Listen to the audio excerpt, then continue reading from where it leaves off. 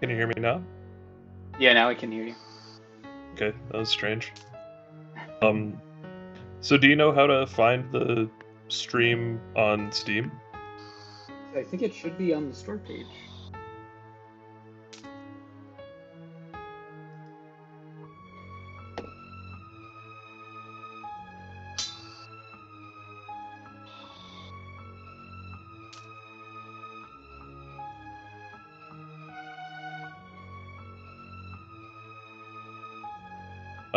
Yeah, I believe I found it. I think you have. Look at that. Okay. So, this is Usurper. It's a chess card game where every turn you get to place a piece down on the board, and then after that you also get to move a different piece. So you have a deck of different cards that you can modify, and they all cost power, which is the resource that you get one per turn. So right now I have two. I could play a knight or I could play a pawn. And any card that I can play on the board, I can only play it near my king. So unlike chess, I'm not really trying to checkmate the enemy. I just want to capture the enemy king. So I see his bishop. If I put a pawn right here and attack his bishop, and then let's see, I'm gonna attack his king with my knight, with my movement. Let's see what he does in response. Okay, so he places a knight, and then he's moving in. So this is a free bishop now.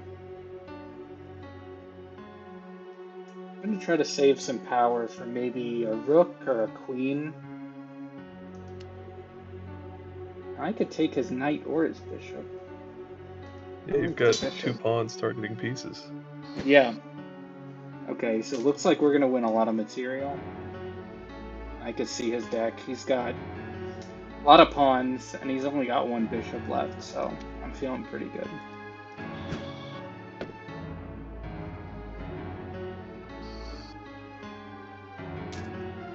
This king is pretty far into your side, too. Yeah. Let's see if we can sort of box him in. Now, one of the interesting things in Usurper is that unlike chess, he can block this by placing a piece. He doesn't have to move out of the way. So he can move the bishop, or if he places a pawn here, say, that could really turn things around. So I don't want to give him that chance. So I'm going to give him like a double attack. Oh, I didn't see that. Ah, interesting. Yeah, that's something really cool about Usurper is that there's double attacks, there's blocking. It adds a lot of depth to single turns. So, see if I could defend, because I kind of made a mistake there. I didn't defend the pawn. I want to defend this knight and defend the rook. Well, the rook is defended by me, so I could just, let's just move the knight out of the way and play it simple. Okay, so you move the bishop. Now, could take this, but I don't want him to take me. Well, I have more power than him. You know, I have 3, he has 1. If I trade down here, I feel like I'm still in a good spot.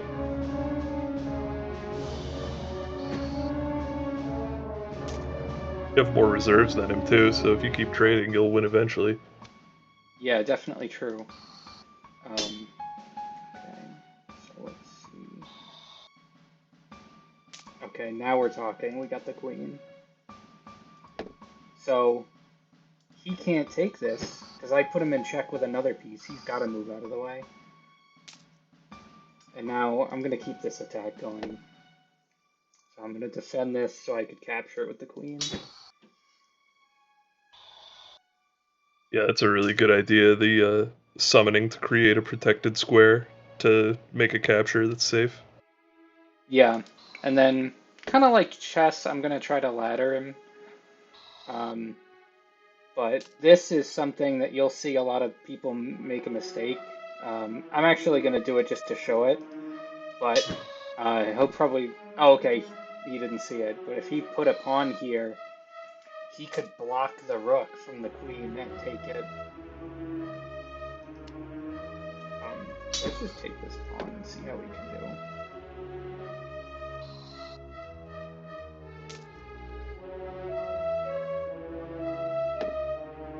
I'm gonna get my pieces in a place where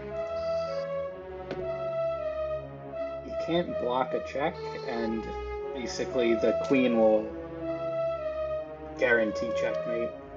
So maybe, I think he could take this right now. Yeah, he's attacking 2 of your pieces. Yeah, so let's defend it with the queen. And then I can actually block this escape square, and let's see if this works. Nope, okay. So we're getting there, though. Okay, so now overtime shows up. So after, on turn 80, the outer ring of the board gets marked, and after 4 full turns, so after the black king goes 4 times, those tiles are going to get destroyed, and the board is going to start to shrink. So I actually don't have to capture him with one of my pieces. I can start trying to play like defense and say, okay, now you can't get in here. I actually think I could win even faster. Yeah, because he can't capture this. It's defended by the bishop. Alright, so that's round 1 down. Well played. Yeah, pretty simple. But this is where it gets exciting, is that these opponents are going to start getting much harder pretty quickly. They're going to start playing with pieces that I can't start with in my deck, and they're going to start getting more power to start with, more power per turn.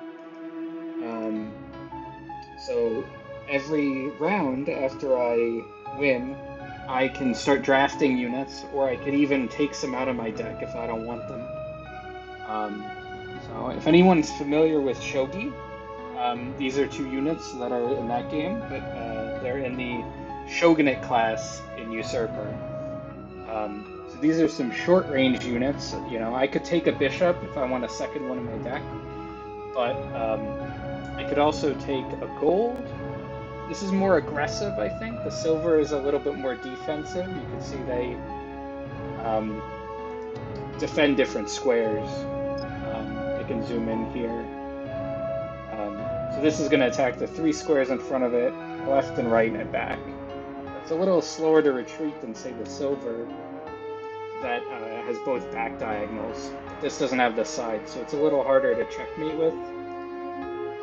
So let's take a gold.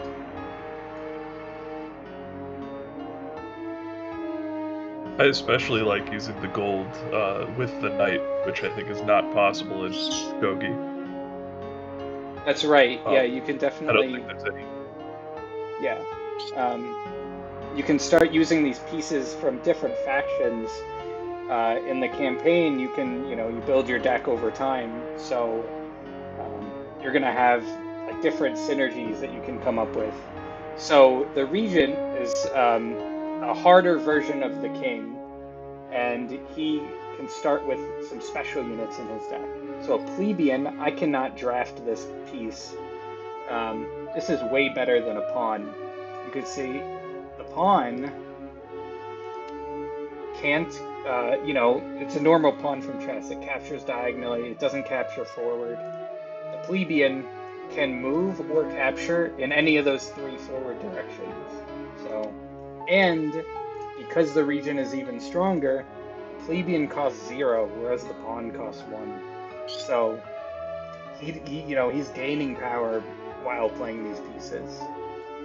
You'll see there's this number in the bottom right of each card. It's called its reserves. So every card in my deck can be played a certain number of times, And then once that number runs out, it goes down to 0. That card is removed from my deck for just the round. At the end of the round, I'll get that card back. So I have some choices here. I could play a pawn, I could play a knight, or I could skip. And because I'm getting 1 power every turn, I'll be able to save up for like better pieces. Like I can't afford this queen right now, but if I, skip, draw it down the line, and I have 4 power, then I could play it. So it's kind of different than a mana system in a lot of card games, because I really have to manage this resource, and I have to keep track of how much my opponent has as well. He's gonna put down a plebeian, and you'll notice I'm moving my king up even though I have no pieces on the board. This is a pretty big difference from this game in chess. In chess, you really want your king out of the action, stay defensive, stay protected. But because I can place a piece near my king, I want to place my pieces near the enemy, So I want to get up close and personal and really play aggressively. And my opponent wants to do the same. He's going to try to move in, control the center of the board. Because, eventually with overtime, if one of us is pushed to the boundaries, we're going to be in danger. Yeah, cards like the gold and the pawn are really good when your king is in the center of the board because there's more range to summon them with their close range attack squares, but there's other deck archetypes and other cards that are better when the king is more out of the action, like a rook and some other cards like the cannon. Yeah, definitely. So I'm just going to take this bishop. It puts him in check, which I like. And then he can take with the plebeian, because like we said, this is not a pawn. So I cannot block this easily. He's going to take it, he's going to check me, and it's actually protected. So let's see if we could do some sort of counterattack. I like it. I like the idea of attacking him with the gold here. We can get him to move away. So let's try this. I'm thinking put a pawn here, and then move the gold where the bishop doesn't see it.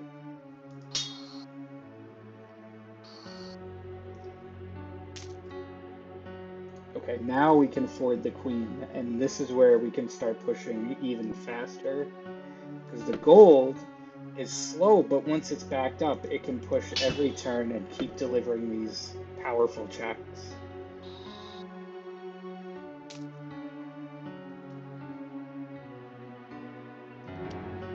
Actually, I'm ahead. I think I want to get rid of some of these plebeians. Despite it costing 0, it is a favorable trade to trade a pawn for a plebeian.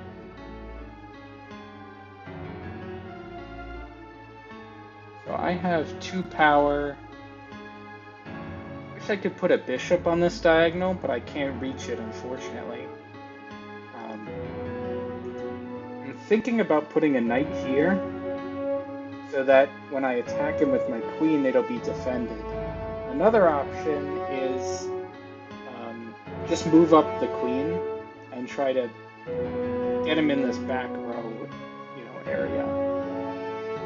I want to coordinate the gold, but it's a little tricky because it's slow. If this spot was defended, it would be good. But I think I like this idea. I'm going to keep pushing. See if I could win, a much faster game. Okay, so this pawn really attacks my queen, and it's hard for me to keep this fight going. The pawn is not the plebeian, so I could take this. I would be hanging my knight, though, with check, and that's dangerous.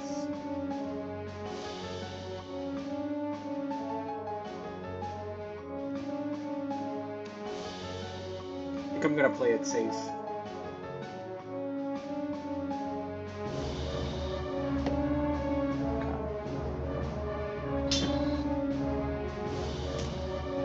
What I was afraid of was him attacking the queen while putting me in check. So I got a little lucky Right. there. That's smart. It would have forced you to move the king because there's no way to block it when it's right next to you. Yep, and I think he... Kind of like what's going on right now. Yep, exactly. So it's funny, he did the thing that I said, but he captured the knight first, and then did it the next turn. Okay, is there any way I can get out of this now? I think I might have to cut my losses, and I think this would be a good time to save up for another expensive unit like a rook.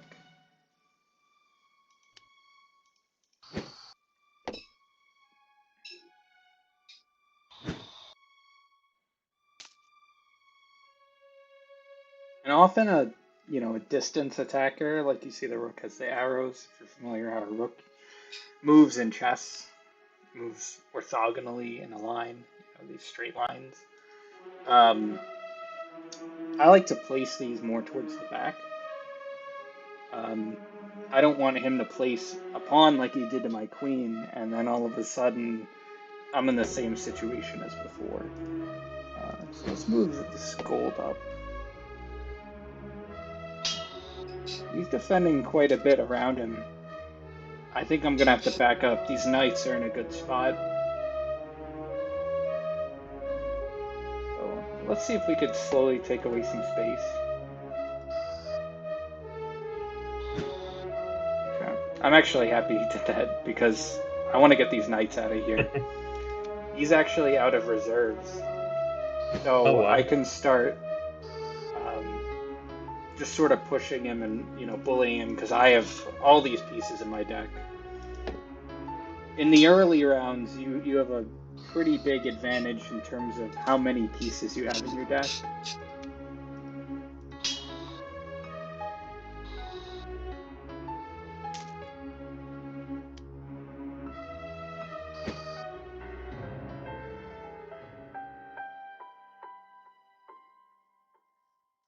Let's see if there was anything else he could have done.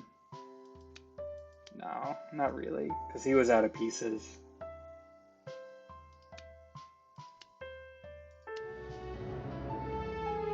So, after you beat a regent,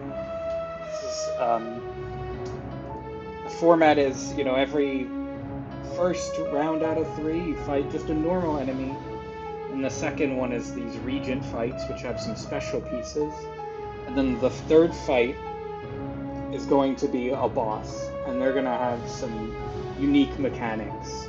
They're going to be much harder to fight. Maybe they have some unique pieces, but frequently they'll just work differently. Like their king won't really be like a king. So after these second rounds, I can take this plebeian that he had, and that would be a new card added to my deck. And, we saw it was pretty strong. If you use it right, it's a free piece. And if you're familiar with deck builders like this, playing a card for free can be really strong. I have some other options too. The bishop that's already in my deck, instead of it costing 2, I can make it cost 1. So that's like a much better pawn almost. Because the pawn costs 1. Or I could promote a card. Now, every card in the game that's not one of these special units, every card has a unique promotion. So the knight, instead of, the normal knight moves like an L, it's going to get some new moves too. It's going to be able to move these 2 diagonal squares away, in addition to its normal moveset. So I'm thinking the knight sounds like a lot of fun. Yeah, it's one of my favorite cards, is the promoted knight. Now the copper, this is like a pawn, but this is like the shogunate pawn. So it can move forward 1 space, and it captures the same way that it moves forward. So I think I want to take this just to make my deck a little bit more varied. These 1-cost cards don't seem very good on their own, but it can be really strong just because you get 1 power a turn. all of a sudden you can like check the enemy, you know, without spending a lot of resources. Or you can attack a piece at very little cost. And if your piece gets captured, it only costed 1. So this is one of those boss encounters I was talking about. Here we're fighting the captain. The captain is, you know, it's a normal king. It can place pieces around it in the same way that I can, but it only moves like a knight. So if I put a piece right next to it, it can't capture it actually, but it's going to be hard to checkmate it and to try to, you know, get it into a corner or like push it to the edge of the board in the same way that it was those past 2 fights. It's going to be a lot trickier.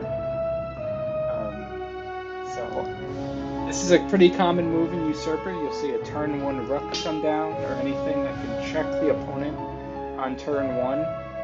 Spent all my power to do it, but at least it's a forcing move. My opponent's going to start moving towards the center of the board. And you can see I have to manage all these different spaces they can move to. It's going to be tricky. You know, my rook controls 2 of them, but there's, what, 6 more? So checkmating this enemy is going to be tricky. And then I have to mind, okay, he puts down a knight. And now all of a sudden, like, you know, I'm getting attacked. It's hard for me to attack him, but it's a good thing that he can't attack nearby, because I can actually do this, which you can't usually do in chess. Okay, so these 2 knights Yeah, the captain has a lot of knights in its deck, and I think it's really interesting because knights work pretty well together, and the king basically is a knight. Yeah, absolutely. So I'm trying to look for, okay, where can I move where I feel safe? I kind of want to attack some pieces too. You know, I don't like all these knights in conjunction. The more stuff he puts down on the board, this is going to get complicated fast. So let's see if I could put down a copper. Now this attacks forward, so this is going to attack this knight. And I'm thinking I can't move here because he's defending that. He defends this too, but at least I have the rook. I can't move here. Can't move here. So let's move here. Okay, so now I'm in check again. Because I want to capture this, but I cannot. I can't capture this either. There is a very risky square on d6. I'm looking at the same one where I'm thinking, okay, this puts me in the action for sure. I'm kind of surrounded and I can't actually capture anything. But on the other hand, maybe there's a check here that I could, you know, if I move here but I check him in a different way, that could be pretty strong. And the move I'm actually looking at is like a knight on b5. This promoted knight was actually going to be able to jump over this knight and get to him. And then I would feel much better moving here because he can't deal with both things at once. I think I like this.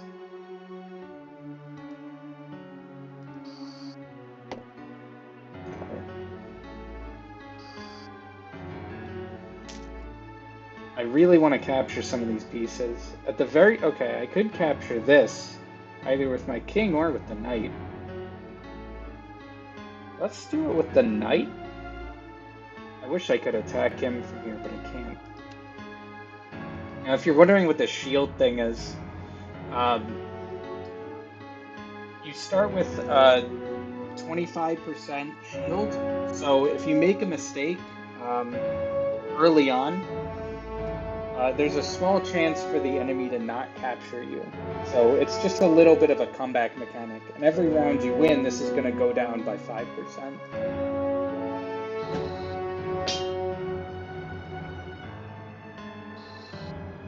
Okay, so he's double checking me. He's getting pretty aggressive with it. I can't capture this. this is hanging. Or I could move closer. I want to... Let's place a rook down to attack him. And then let's take this.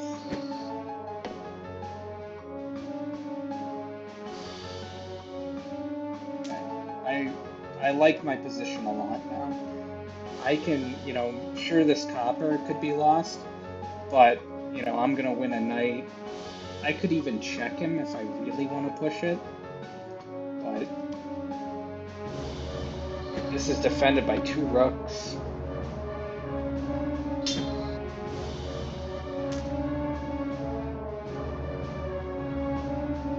Now this is interesting because a bishop can really control a lot of squares that, you know, the captain or any knight can move to. Because if you look, all of his squares that he can move to are black squares. And in Usurper, you know, unlike in chess where you get 1 white bishop and 1 black bishop, or, you know, the squares, here you can choose which color bishop it is. You know, if I put it on a dark square, well, it can only move to dark squares. Put it on a light square, it can only move to light squares. But I could have multiple bishops on the same color square. So I think it's pretty interesting that the captain has 8 squares it can move to, just like a regular king. that is interesting. Now, was that checkmate? Let's see. Because I checked him here, he couldn't move. I mean, this is defended. He can't move here, here, here, or here because of these rooks. Wow. Or here. I got a little lucky there. I didn't actually see that. I was just trying to, you know, play aggressively. But sometimes that'll happen, you know, if you play aggressively, you can really catch them off guard. Now this text here, the Overlord is watching. Future opponents are now more difficult. This is going to mean that the round 4, you know, normal ruler, quote unquote, whereas I fought a, you know, on round 1 I fought a normal king. Here I'm going to be fighting a shogun, which is the shogunate ruler. But they're going to start with more power, more cards in their deck. They're going to be, and the AI is going to be a lot stronger as well. So let's see. Oh yeah, also after beating a boss, you get to choose an upgrade for your ruler, and that's for the rest of this run. So if I, you know, lose at any point, I'll lose all my upgrades. I'll have to start my deck over because it's a roguelike. But over the course of the run, you know, I get to improve my deck, I get to choose different upgrades, modify my cards. So you could see I could add new placement upgrades or new movement upgrades. So I can, you know, if I want to take this one, which is forward placement, it'll add these 3 placement squares to my ruler's moveset. And that means instead of just being able to place pieces nearby, I'll also be able to place them in these 3 spaces that are 2 away from my ruler. And this one is similar. It's 2 in the front, 2 in the back. And these can actually be over pieces. So if I have a piece in front of me, it doesn't actually block this forward placement. So these are really good for chess. I have some pieces that are a little bit slower, like the coppers, the pawns, the gold. So I tend to like that a lot. The movement, I can't capture on these squares, like my ruler can't jump to them like a knight does and just capture a piece. But they do allow me to move in faster, or, you know, you see there are 2 backward squares here. I get to move out faster if I'm in danger. And, you know, I like that a lot if, you know, there are different styles of play. Here, if I want to sort of slow move, but then throw a piece way out in front, these can be really strong. But, you know, if I want to move my king forward and then place the pieces close by, that's a different strategy as well. I'm thinking about this forward placement. What do you think, Andrew? Yeah, I really like having the placement squares kind of grouped together because for something like the knights or the bishops, it really makes it so that you can summon on any amount of squares next to each other. So if there is a specific square that you need in order to get a checkmate, then it's more likely that you'll have it. So I like my upgrades grouped together like placement forward is. That makes a lot of sense. You know, it's a little hard to imagine like on the chessboard, but if I'm on a black square, like my ruler's on a black square, all 4 of these are white tiles. So even though there's more tiles here than here, I like what you said. It's a good point. Like if I want to put a bishop on a white square and all these are black squares, I'm out of luck that turn at least. So I agree. I like this. Let's see. Now when I hover over my ruler, it's gonna have that power. And I think this is the first purple card, right? Yeah. So there are only a few purple cards that are available in the demo. The Peasant and the Lance. So the Lance, I think, is a really fun unit. Now the Empire faction, it has a mechanic called range pieces, which is not in the demo. Many Empire pieces rely on being able to capture an enemy unit without moving. The Lance is an exception. It attacks very aggressively. It's kind of like a rook and a bishop, or if you can think of like the front half of a queen. But it costs 3, so very good checking early, pushing forward. But it's a little tougher if you need to pull it back and retreat. I'm gonna take that. That sounds like fun, and it seems to match a lot of what I'm doing. I have a gold, I have a copper. I think a lance is gonna work well. So you can see now they start with 3. So they actually start with 1 more power than I start with. I start with, here it says 1, but I start with 2 power, gaining the 3rd when it's my turn. They're going to start with 3, and so really they have 4 when it's their first turn. Now there's some different strategies, and you can see I can place this forward now. Placing a rook or a lance on turn 1, I often like it. And actually, even more than checking the enemy, what I like is to cut off one of these lanes. Because that's sort of how I say, like, okay, now this half the board you can't move to, unless maybe you block and kind of get around it somehow. So I'm thinking I'm gonna put this lance here, and I think I don't want to be so close to it. I think maybe let's move over here. So if I want to put a piece over here, I could do that.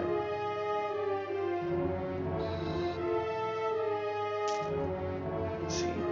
This controls a lot of space on the board now. But if I move too far, let's say I move to capture a piece, it's going to take a while for it to back up and, position itself for another attack.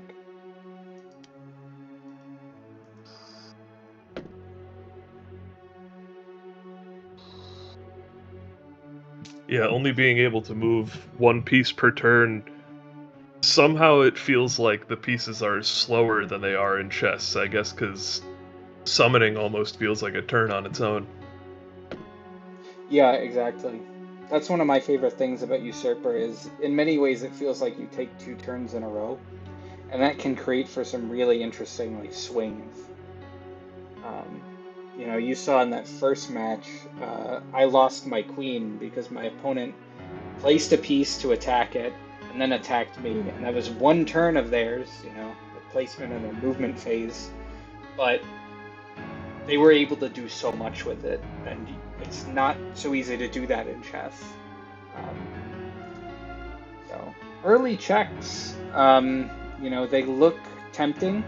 Like I might want to put this lance here, but if he places a gold here, all of a sudden my lance is going to be in danger. You know? So I think I actually like to keep my distance early. And many things can be blocked, like you saw. You know, I really like playing with like long-range pieces or pieces that can't be effectively blocked. Like this knight, he's going to have a much harder time dealing with that than the lance. At least in terms of, you know, if I attack him, he won't be able to place a piece to block this knight. It could jump over anything.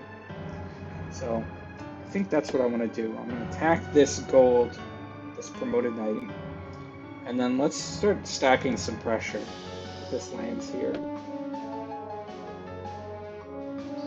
It's interesting that even though the board starts so open, because the king moves slowly and all the pieces get summoned next to the king, it still ends up that he's like decently protected, just like chess. Yeah, definitely. As opposed to chess where you start with the pawns in your way, you can castle and whatnot. There's kind of a similar feeling in Usurper when you put pieces down and they start, you know, forming around you and creating sort of like this closed structure that now I have to break through.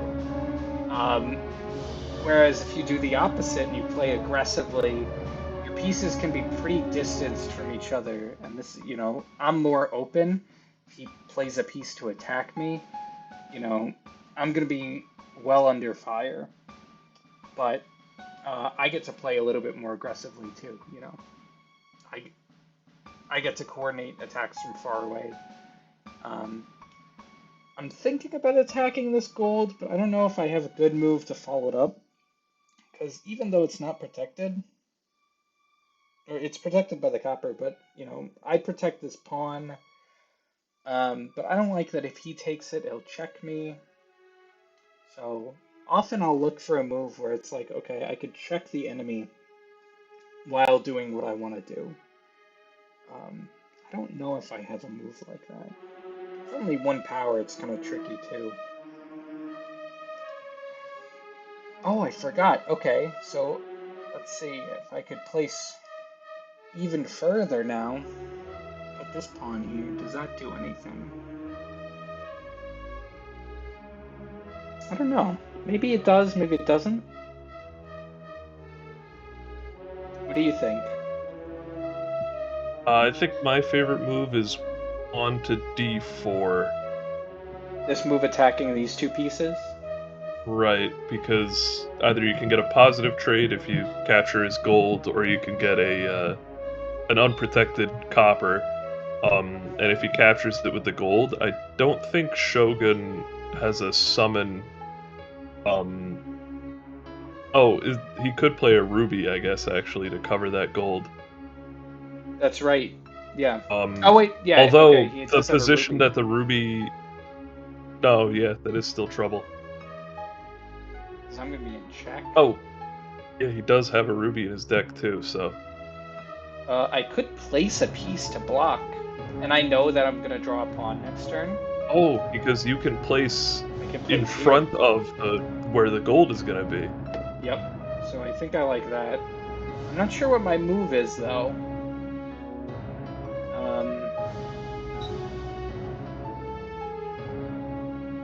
Is there anywhere else that I want this knight? I'm not sure.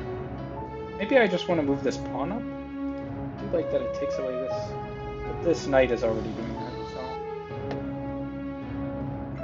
he places a silver. He does take this, but now I can take this gold. You mean silver? Oh, the gold. Yeah, you can take the gold. I think I'm just gonna do that and start stockpiling. Oh yeah. Okay, so I'm in a really good spot now. Now, if I can get this close to him, it can really take away a lot of squares for him. I think actually this might be checkmate. Because this is going to take a lot of space away, and then let's attack with this lance. Oh, okay, I missed that. Me too. He can move here. Oh, well, he can't.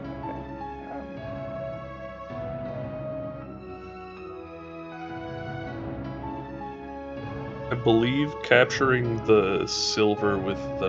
Nope, that's not checkmate either. I'm thinking I want to get... I was going to say, if I move this up, I wonder if I could get him, but I don't think that gets him. Maybe just winning this piece is good enough.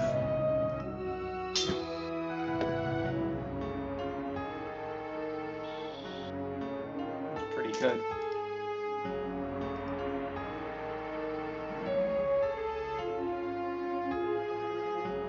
Oh, I can just move it right back. I like that a lot. He's trying to get away. Let's see if we could stop him. I need a bishop. It's a little tricky to cut him off because my lance is pretty far forward. I'm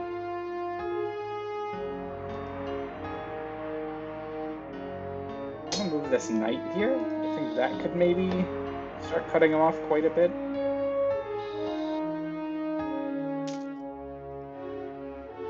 I like this moves like this a lot. Placing the gold where it attacks him directly. Can't block it because, you know, there's no piece that he could place in between them. And then this is gonna defend the lance when I move it closer. Yeah, once you have a piece count advantage, it becomes easier to get a bigger piece count advantage. Yeah, you can really start to, you know, kind of steamroll. But there are always ways to get out of situations. Maybe not this one, but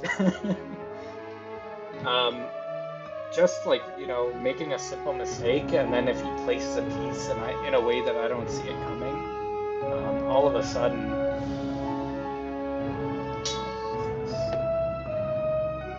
And then there's always the enemies in the later rounds are gonna have more power and better pieces. So even if you have a lead, they sort of have an innate lead built in. Yeah, that's a good point. He's really getting away.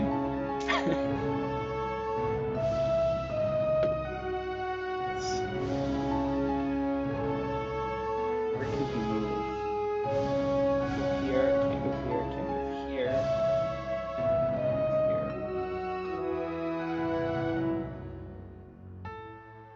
I just need that piece to finish him off.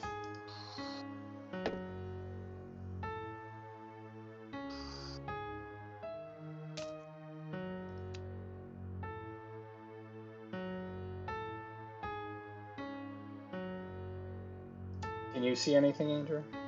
I feel like.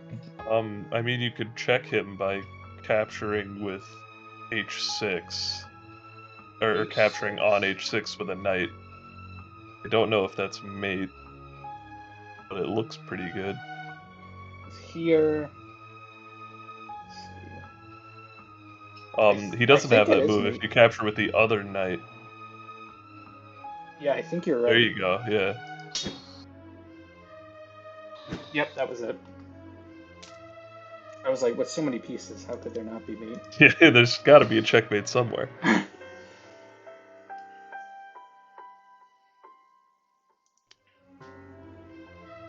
So after round 4, so, you know, other than the starting round, whenever you defeat a normal enemy, you get to choose one of these gambits. Now, a gambit, when I say you get to, you have to choose one of them. They are always going to be these positive and negative, you know, things. It's kind of a risk-reward system. So here, like this, and you don't get to choose the cards that they affect either. So if I choose the Blacksmith Gambit, it could affect my queen, and that would be amazing because it, you know, it has a max cost of 4, And then whenever I draw the queen, if it costs 4, well, it already did. But if it costs, 1, that's game winning. But if it hits my pawn, that would be pretty bad. And then here, the Jester's Gambit, it adds a random special unit. So we saw the Plebeian was pretty strong, and that would be an example of a special unit. And then costing 1 extra power, that's not very good, but I do get to use it 1 more time. So it kind of balances it out. If I got a plebeian and it costed 1 and had 2 reserves, I consider that a win. It's better than a pawn. I think I want to do this. That sounds fun. Okay, so I like this card a lot, the Iron. So this has, vertically, it kind of has like some knight jump moves. These hollow squares are jumps, so it can attack through other units. And it's like a capital I, the movement. So this in coordination with some other units, it can really like surprise an enemy. So I'm excited to use this.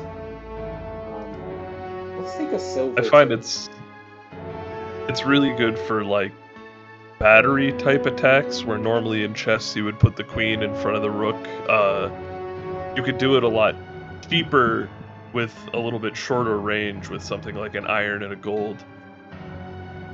That's a good point, yeah.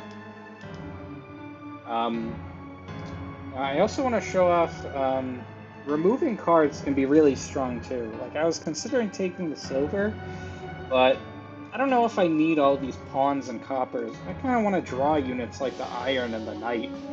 So, every round you only get to do 1 of these things, and it's not always easy to choose. What do I want another card? My deck's getting pretty big, but that's not always a bad thing.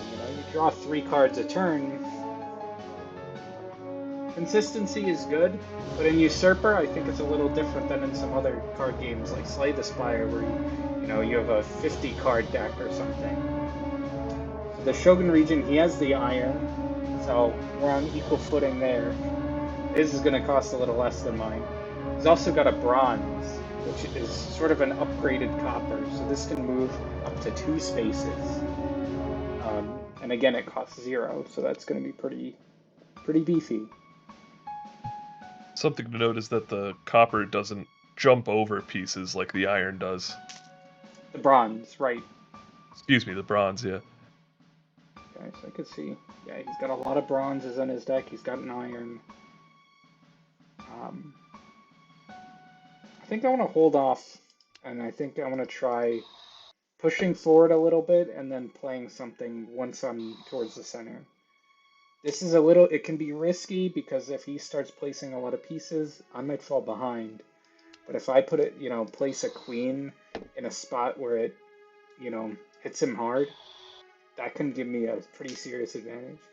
And this is interesting. I was going to play a queen, I said it, but actually this iron, this might be the one that I want even more. Because this, if I place this right, it attacks both of these. I think it's going to put him in a pretty awkward spot. Yeah, I don't see a way for him to punish that either, because he doesn't have any great... Oh, well, keep in mind a bronze can put you in check, and then he can move the silver forward. That's an interesting point. But you can block the bronze. So, I was originally thinking about placing the iron here, but what do you think about placing it here? I think that's even better. I had the same thought process. So in Usurper, you can click to select a card, but you can also drag the card.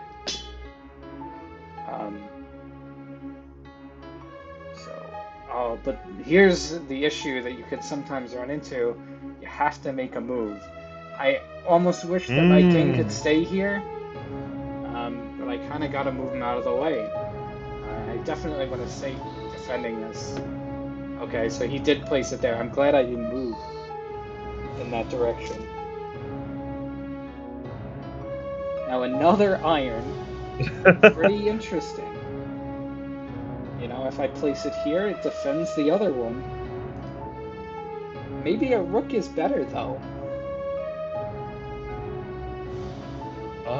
It provides defense from further away, but I like that 2 irons can sort of jump forward and backwards. Okay. Yeah, that's an interesting. I've never played with 2 irons before. Yeah, that's pretty interesting having the Jester's Gambit. You know, all of a sudden, like, we have a lot more of this unit than you would typically have.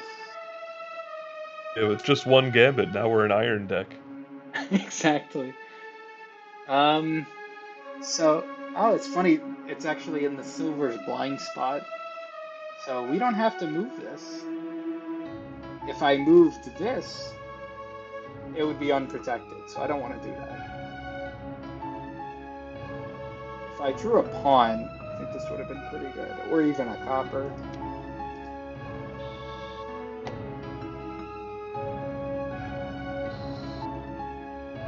Okay, I like that a lot for me. Because now, all of a sudden, I can play a gold up here or something. I'm trying to figure out, okay, there's a way that I could capture this with the iron. Maybe even just defend it with a copper? I was thinking the gold, but... well, the gold does block these spots too. Kind of wanted to move... let's see if we can move them onto this background.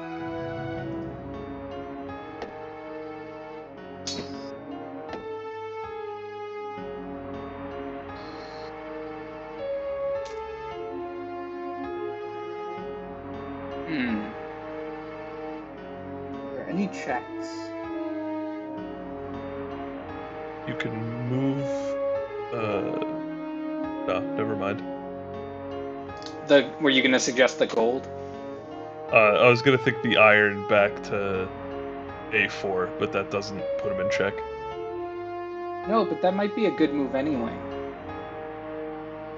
Let's see, where can he Another move I thought was taking the iron on the right and then putting it on c8, because that sort of crowds all the pieces towards him. Oh, that's interesting. I think I like that more. I like that right now he can't move his, the Shogun Regent anywhere. You know, every spot here is protected. So, we're starting to close him in. Okay, well, he's got some defenses.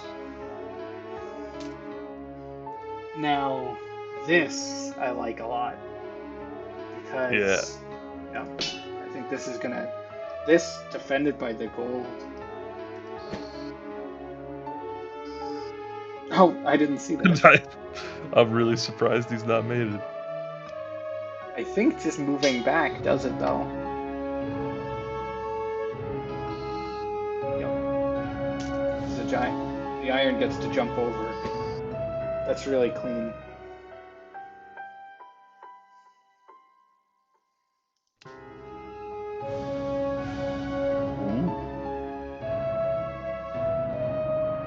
Now this is interesting. Okay, bronze. Reduce the cost of a promoted knight. Or do we promote our queen?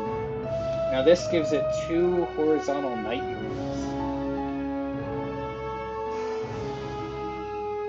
This is a tough call. We have no 0-cost pieces, and I tend to like those a lot. What do you think?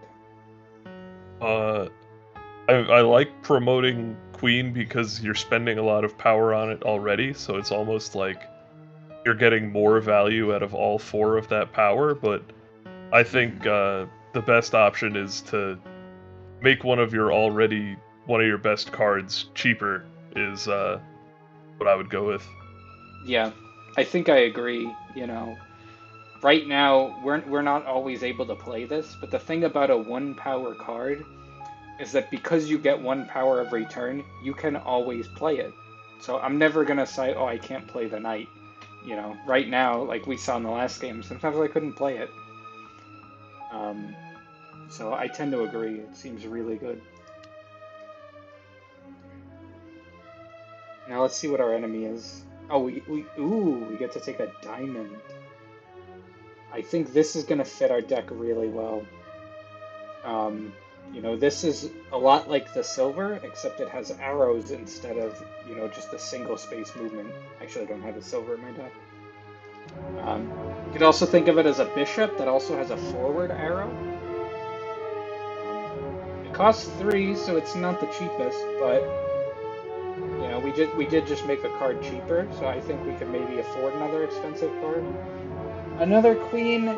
I'm not always playing the queen I have in my deck. You know, I think 2. I'm probably not going to play 2 over the course of the game. But, you know, I always want to have a piece that I could play turn 1 probably. I think that's going to be good. Yeah, I think the diamond's a good choice. I also kind of like the gold, considering you have more placement range. It's a good point. Placing the gold, like, past an iron could be pretty powerful. Yeah. So here, we have our second boss fight, and because in the demo you can only go to round 6, this is going to be the end of the run if we win, or if we lose. But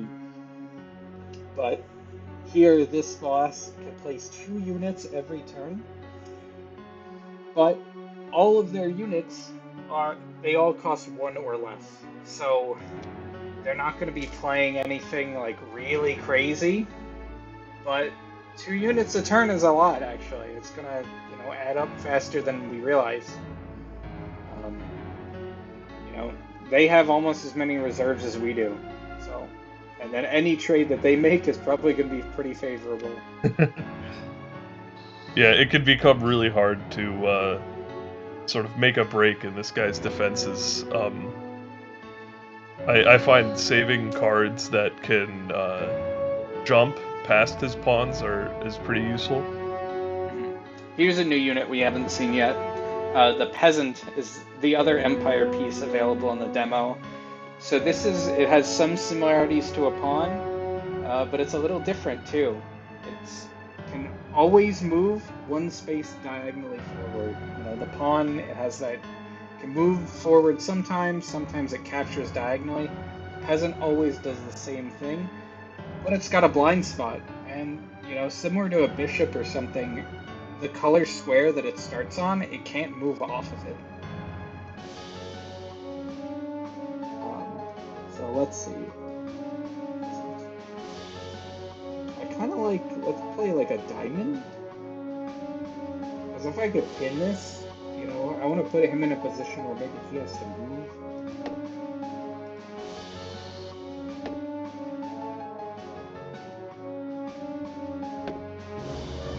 A lot of the challenge of the Legion is trying to figure out, okay, how do I get in? Like, you know, he's going to create a fortress around him. So we actually counter him pretty well. You know, units like the iron, it could be pretty good if we can manage to make it so, okay, he can't jump over, or he can't get out of this fortress that he makes. And then, you know, let's say, okay, we might have this opportunity already. Let's see. Okay, he does have an escape. Let's see if we can block this escape, though. Oh. Because he's got a little blind spot with these. Let's see if he's got a way out of this. You could summon to avoid checkmate, but he is surrounded now. Yeah, it's going to be a little tricky for me to get in, though. This is pretty well defended. You know, this plebeian defends both of these? Yeah. This copper defends this? Wow. This is where I think I want to start moving up, and let's see if we can get something around him. He didn't elect to capture either of your pieces because he's, well, he couldn't capture the gold because he's pinned, but I'm not sure why he didn't capture the silver. That's a good question. If I double check him, this might be it. Because you can't capture either of these because I think he would lose. So that was a pretty easy win. I'm pretty happy with it. Nice, and you beat the demo. Yeah, I did. Let's see. So I started this demo at level 3. Let's see if I get to level 4. Because that unlocks something that I enjoy a lot, which is the optional challenges. Okay, not yet. But, maybe next game. I think there's about what is it? 20 minutes left in the stream if you want to hack yourself in some optional challenges, or you could do that next stream. I think we could leave that for next stream, but I maybe want to start another run. I mean, I have time for it, and I think we can keep streaming after the time ends. Oh, neat.